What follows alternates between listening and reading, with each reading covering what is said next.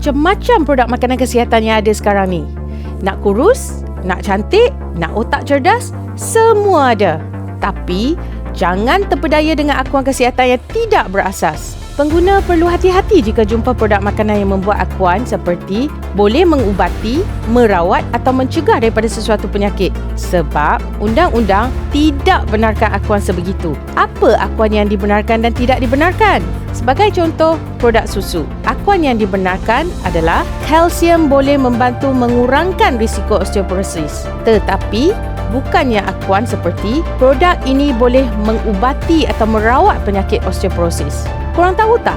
KKM tak pernah keluarkan produk ini lulus KKM untuk produk makanan kesihatan. Pernyataan sebegini dilarang sama sekali pada iklan atau label makanan. Tapi, KKM ada keluarkan sijil-sijil seperti Mesti, GMP dan HACCP. Sijil ni adalah jaminan kualiti bagi kilang yang hasilkan produk makanan. Kalau ada sijil ni, produk tu mungkin lebih terjamin.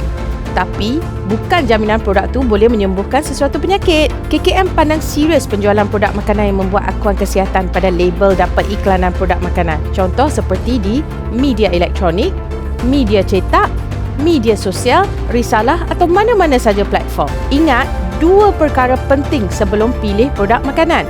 Yang pertama, label produk. Kalau ada tuntutan pelik-pelik, jangan percaya bulat-bulat. Yang kedua, iklan pun sama.